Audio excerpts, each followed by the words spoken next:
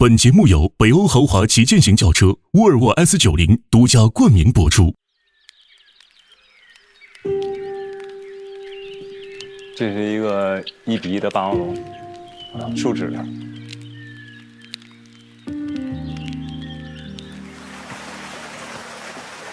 你当初这个房子就有想好每一层要干嘛吗？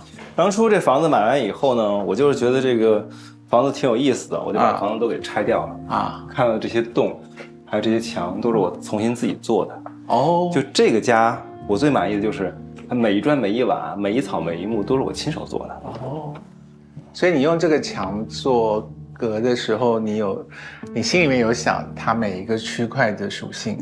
这个洞是为了致敬埃舍尔，然后在这个地方旋转的地方，我放了一个钟，你看不到它，然后你看上面是凹的，你看下面是啊，你用钟转移我们的那个视觉啊，对，用了一些比如说镜子，对，用了一些东西来错开你的这个视觉。对。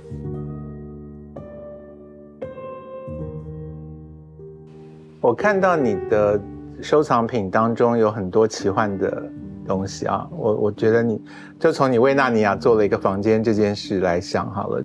我在做那个房间的时候，是因为有几部电影穿插在里面，给了我一些印象，比如说《霍比特人小屋》，比如说《哈利波特》，然后比如《纳尼亚传奇》，因为在不同的这个电影里面都有感动我的瞬间。比如《哈利波特》最感动我的是他还没去上学之前，把他关在一个楼梯的下面的房间里，人家一走楼梯，它里面都掉灰。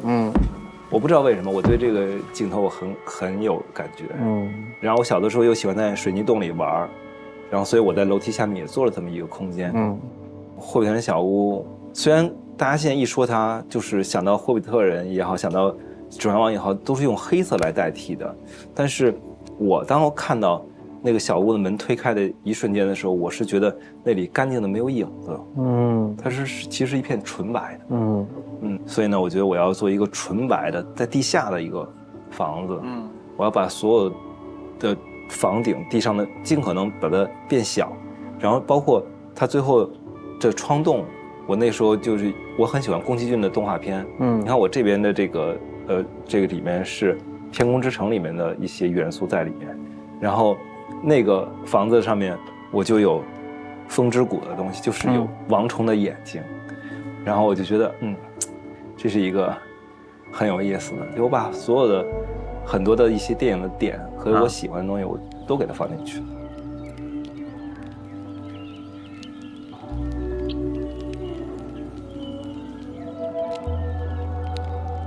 我其实当然有一直想要问你说，你有为自己设一个界限吗？因为要不然只要每个东西都要的话，这事情就没完没了了。没有，我觉得我界限还是挺高的，就是我的界限叫打动我的。就是后来我发现，就是你买的越多啊，打动你的就是你的那个敏感度啊，就感觉身上那个老茧就越来越厚了，真正能打动你的东西其实越来越少。所以如果你的眼界越来越高的话，这就意味着很有可能你要为这件事花的钱越来越多。是啊，是。微博上有个题目说，赚钱到底是不是活着最重要的事情？赚钱肯定不是最重要的事情。可是你刚才说连你都得花这么多钱了。对，因为钱它如果不去变成一个能够对你有用的东西来，它其实就是一堆废纸。但是钱有些东西是买不来的，比如说幸福，比如快乐，是，比如平静，比如安宁，这些东西不是钱可以轻易购买。所以当我如果能用钱换来了一些物，而这些物让我能够感受到那几点的话，我就觉得特别的值。是。但是你要是说，当你认为钱是最重要的一件，挣钱最重要的一件事情的时候，我觉得很有可能就会说像您说的那样，当你真的拥有钱那一刻的时候，你是极其空虚的。当你去把钱放在后面的时候，你只是把想自己做的东西做得足够好的时候，钱自然会来找你。因为还有很多人想用钱达到你要做的东西，他们会来跟你换的。是，比方说，你如果做出这面墙来，看到影片或照片的人，他想要这面墙，他会来请你做吗？会啊，我觉得在国内，在这个领域里面，我应该还是如果答应是因为那个钱是你愿意赚的，还是那个人是你认可的？就是我希望你能够爱他，你能够参与其中。只有你爱他，你参与其中，这个墙才能会变得更好、更漂亮。所以就是我做任何一个墙都是我亲手种。我亲手种就有一个问题，我参加这个绿色建筑种大会，人家问你说你一天能种几平米，我还往多了说，我说我一天能种10平米。结果我说那你们能种几平米？他说我们想种几平米就种几平米。然后后来我发现我们种的方法是不一样的，他们是用手种的，我是用脚种的。他们就是把这东西按照格子扔进去就好了，我是拿着这个东西，我要来来回回的看，我抱着它，我走到这儿看一眼，走到那儿看一眼。种室外更麻烦，室外我甚至还要拿脸去测光。我如果我要是一棵花，这个光打到我脸上会是什么样的结果和效果呢？那我等到下午再来看看吧。所以会很慢。是，但是我觉得这个感受就不一样。所以虽然以你单人之力做这些，它的规模没有办法达到一个植物园或者自然史博物馆的程度，可是你依然觉得只要你自己做，你在这个做的过程中会得到足够的乐趣。就是在接触他们的时候，内心十分的充盈。植物它不是环境，它当然那个境同时也是境界的境。因为我觉得它是互相影响的。我在外面工作也好，或者是心里不舒服也好，我只要到这个空间里面，我听到的流水的声音，我看到这个植物，我就会很舒服。我觉得因为我跟他们产生的连接，如果我离开这些东西久了，我就需要回来充电，就像一个扫地机器人一样，它跑出去太远了，它得回家。你是只针对这个空间吗？我是只针对于美的空间。我如果到了大自然，到了非常美的地方我会被充电，我会很舒服。你对大自然的感情有强到你愿意去用一些比较艰苦的生活条件去更接近大自然吗？对，你比如像我们在墨脱去找植物的时候，那个地方会告诉你山上有蚂蟥，但是当蚂蟥钻到我鞋里面身上的时候，我第一时间不是把它拔掉，而是我先观察一下，拍下来。我可以这样讲吗？就是比方说植物给你能量，然后我们刚才看那些电影海报，还有那么多的公仔啊，这些周边的时候，他们唤起了你很多对于从小开始的奇幻世界的回忆。所以是这个标准吗？就是他们能够供应你能量为标准吗？就你看到那些海报的时候，你会一瞬间想到，哇，原来这部电影在他眼中是这个样子。原来他可以用这样的一种手法去表达他的这种感受啊。我觉得就好棒，好奇妙。我觉得它被浓缩了，然后没有那么多的言语，但是也足以撞击你的心灵。这里都是海报。这张很棒，真漂亮。你看这就很有意思的两个版本啊，它是一个特别版跟一个普通版。对，你看它的区别，不只是颜色，这个地方，你看那人不一样了。是，怎么会这样？这个人本来在这里，在这里没有了，为什么啊？好有趣哦。你像这个就是荧光海报，如果这拿蓝灯照，或者说是这个现在把整个灯都关掉，它是荧光的。这张就动漫的感觉特别强。精明的电影。哎呀，精明好像知道的人不多。很可惜。这两个呢也是隐藏海报，就是如果用蓝灯照的话，这里面会有其他的画面，而这画面也许跟你现在看到画面完全不同。而且我家里因为藏了很多机关，对，所以呢，我不同的人来可能会选择性让他们看不同的东西。这样的话，很多人出门说我们家说的都不一样。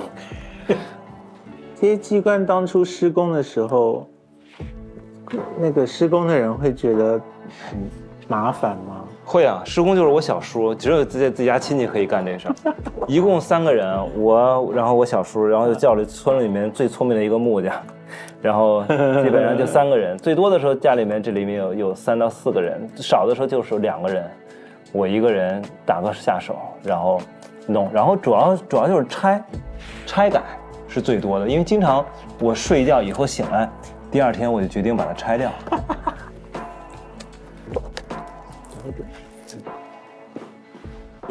哦，这2张好漂亮，他还把那只蚊子做在他的眼睛。这个当时作者是有给签名。哦，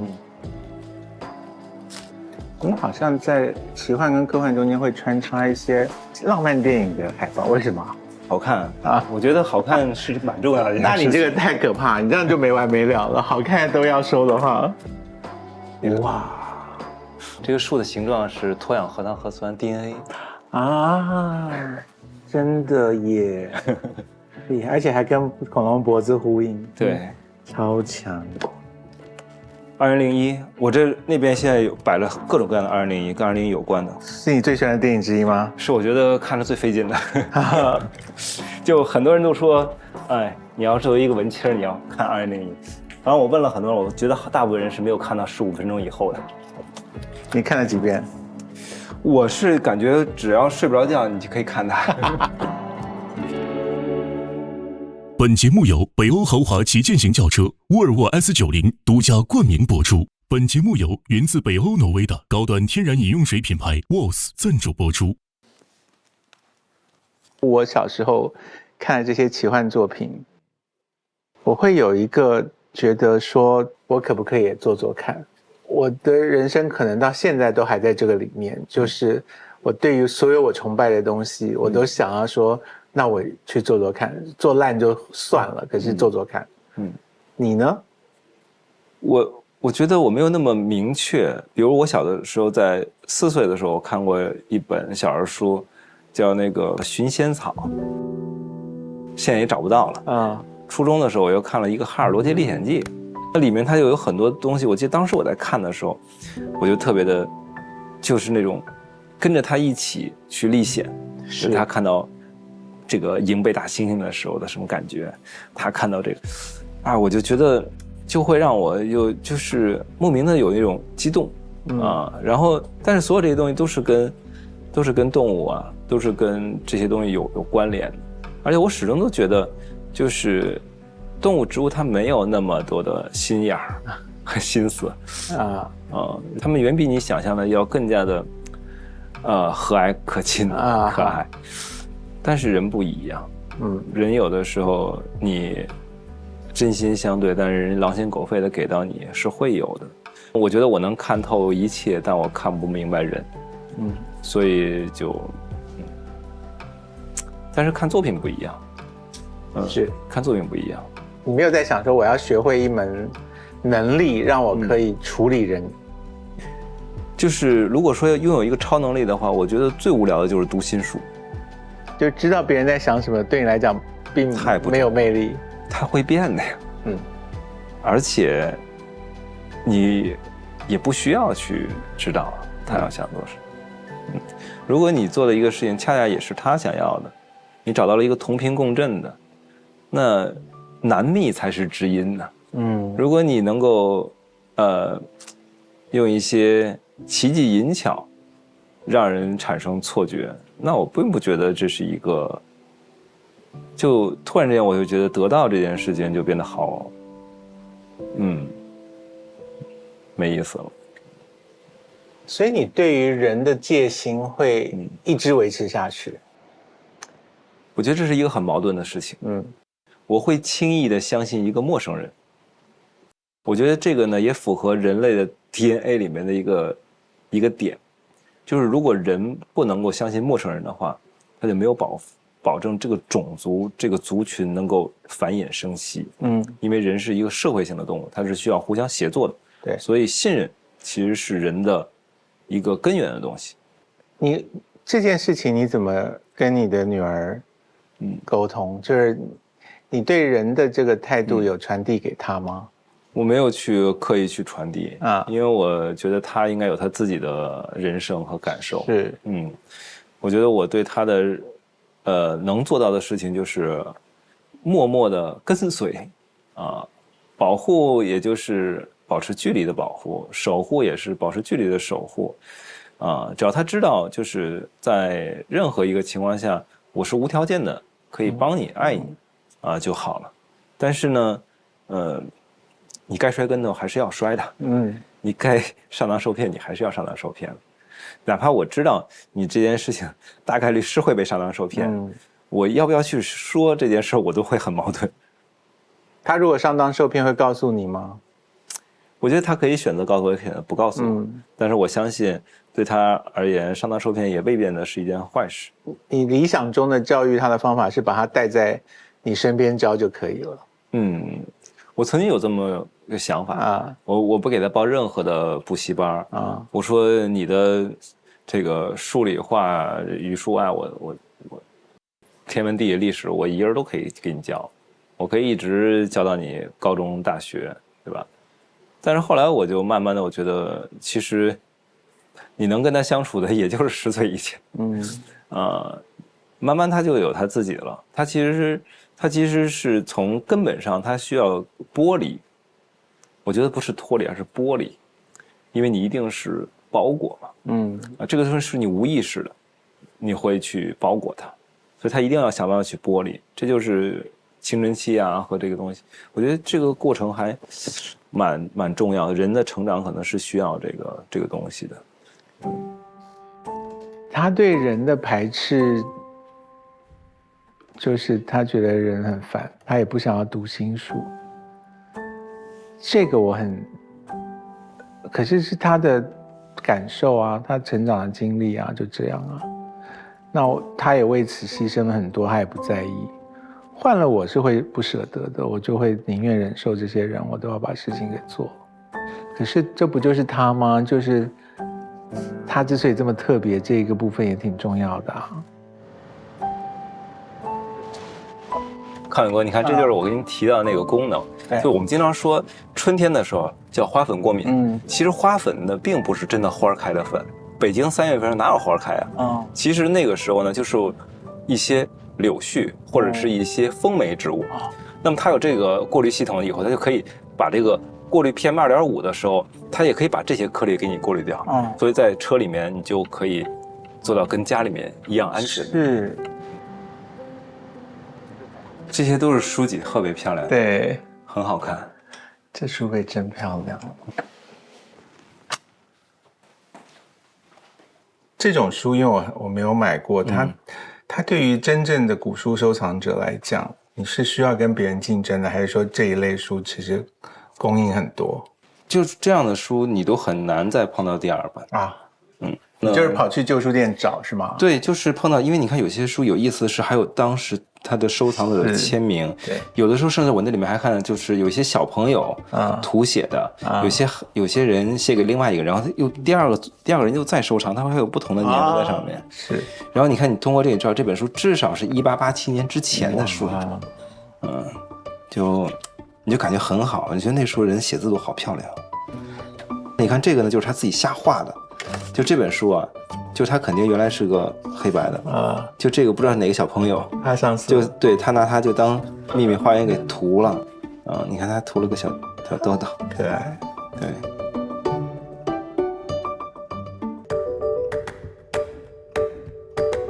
然后其实最后让我要去节目的是因为当时我看到了一个孩子在电视上展现的，我不知道现实中是不是这样。这个孩子呢，就是跟欧洲的一个小男孩在比这个记忆力，他们就说要记100对新郎新娘。那我觉得这不就是0101吗？因为你一个穿黑衣服，一个穿白衣服，你把它直接编码就可以了。对。然后他在没有公布答案的时候，那孩子就哭了，然后他哭了以后，他的爸爸就特别的凶，站起来训斥。就等真正的这个结果一放出来呢，他对了，他赢了。那个主持人蒋老师就问他嘛，说你赢了，你想要什么？他说我想要1天假期。当时我就觉得啊，怎么会是这样的？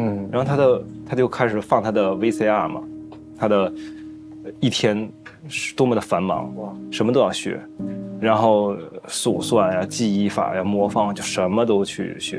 然后这个孩子外形看在那里站的，两个孩子是一样的年纪，10岁左右。那个小男孩就看着就是，那你每天干什么呢？就踢球，就很阳光、很运动。这个孩子呢，就肚子也有了，眼镜也很厚。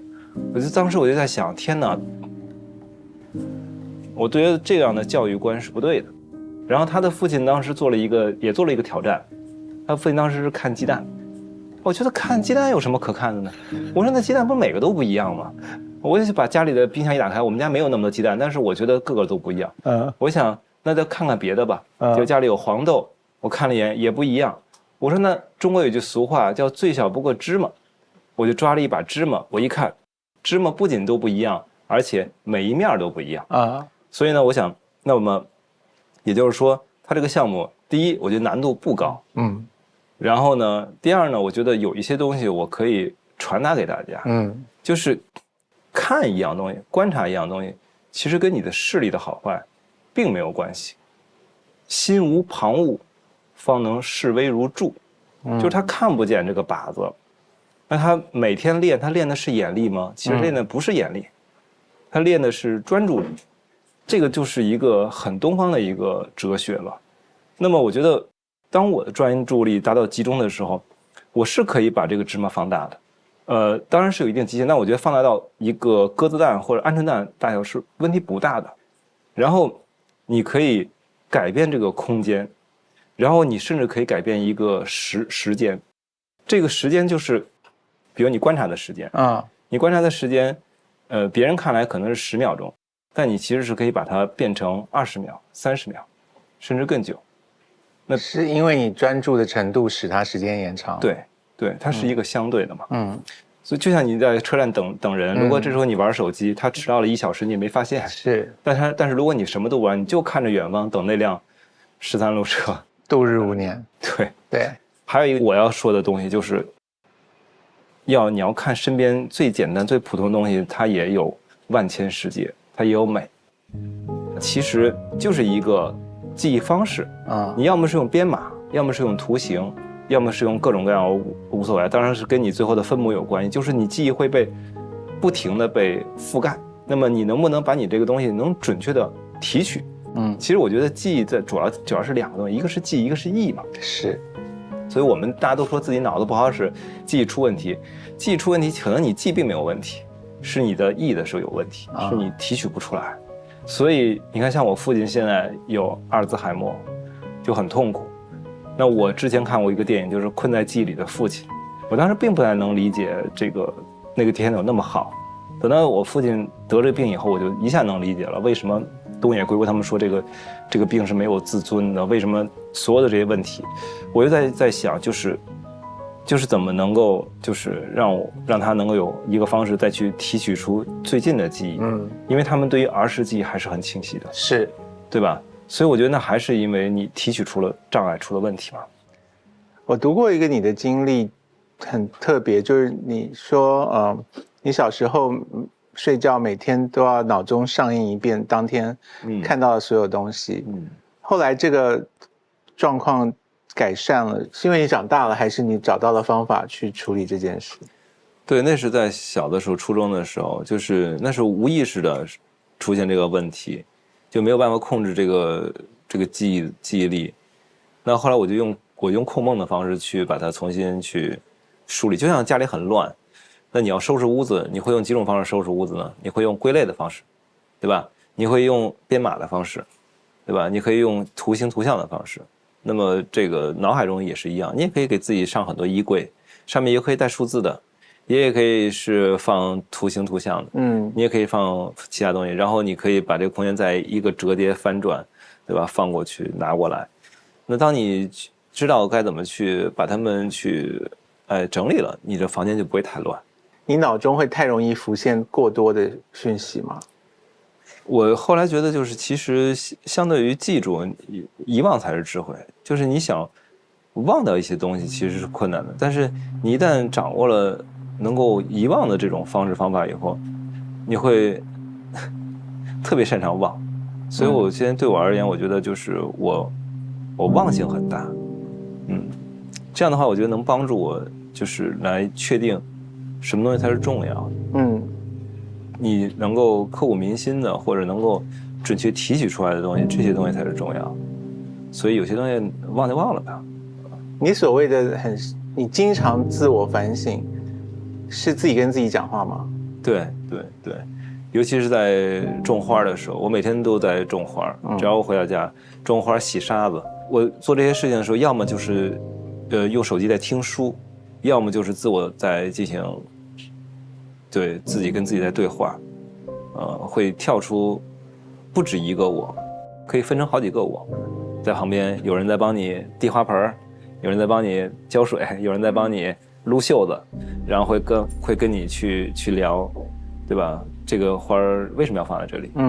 那会跟你聊，你看，比如说这个鱼死了，这个鱼为什么死？那这个鱼死了，是不是你看跟你今天或者昨天发生的这个事情，是不是也是可以以此类推？对吧？你可以想一想，比如说我对一个人的态度，对吧？可能跟这条鱼的死亡的是一样的原因，可能都是忽视了某一个细节，可能都是因为没有太在意，有的时候可能这个就像揉在眼睛里的沙子，掉在鞋子里的石子儿一样。所以自己跟自己讨论，或者很多个自己在开会，所得到的后果，确实可以让自己更了解自己吗？对，因为通常这是可以是多角度的，也可以站在他人的角度，也可以站在一个更高的角度，也可以站在过去，也可以站在未来。这样你就觉得没有什么不能理解的事情，也没有什么不能接受的事情。你是一个很容易就具体做出改变的人吗？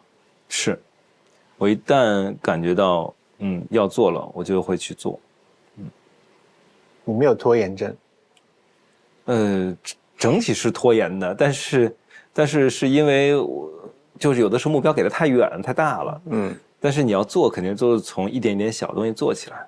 我是一个特别能给自己找理由的人，就是我即便拖延，我也能够告诉我自己，就是有的时候拖延其实是为了来验证一些东西，就是有的时候慢慢来反而快。我有时候觉得，有时候我不能太快做这件事情，就是太快做这件事情，比如说我做一个墙失败了，那可能有10个问题，我绝对不会一次全把它改了，我一个一个改，我觉得这我才能知道这个问题的主次。这边就是我的小画廊，你看这全是2001。对，这2张到时候我要替换那2张下来，那2张2001替换的。刚刚那个。对。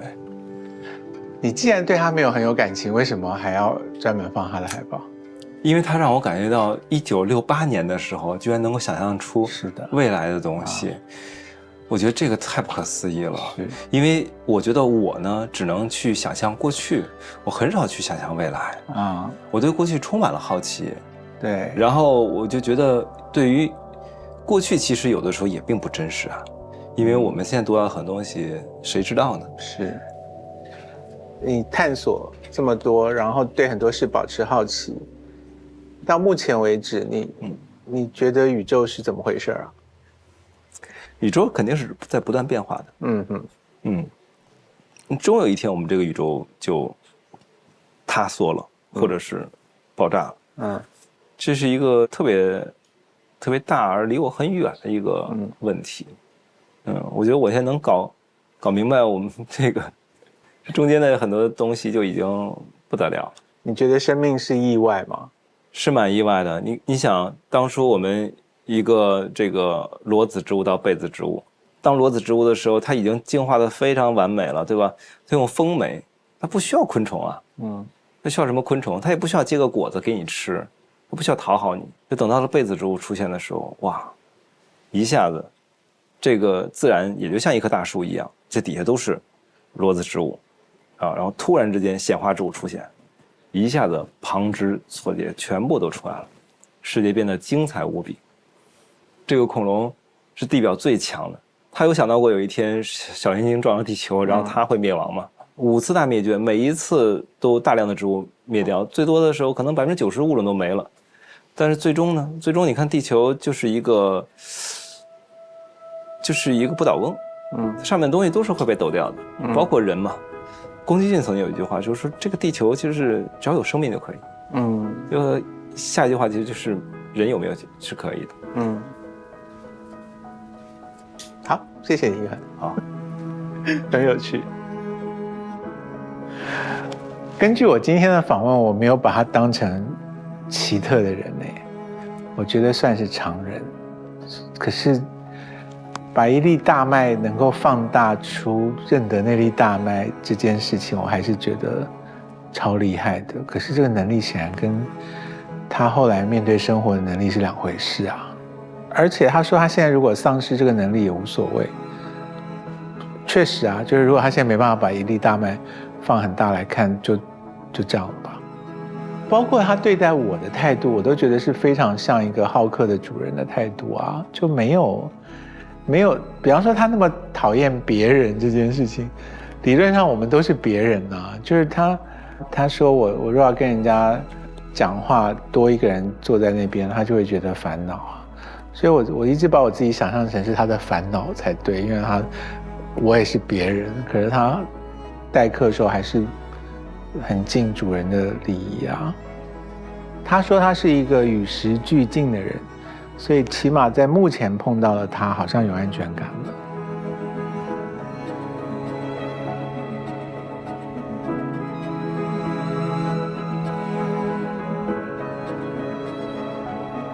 更多节目精彩内容尽在新浪娱乐、新浪综艺、上知乎、搜众生和知乎大叔一起热聊节目话题。这些都是藏书票。有这么大的藏书票？对，有些像他们就是以藏书票的形式在做一些版画的创作。是，这是真的吗？这是真的。哇，这都是真的。你看这是知了、蝉，各种各样的蝉。为什么中国的那个文人都会在腰上弄一个玉蝉？对，蝉有一个特点啊，就在地下蛰伏数年啊。然后呢，就是不鸣则已，一鸣惊人；是不飞则已，一飞冲天啊。就古人就会特别的觉得蝉是一个特别有寓意的，生命超短，对。但是他在地下蛰伏可是数年啊，一出来就死了。对，他等于人生最绽放的那一刻是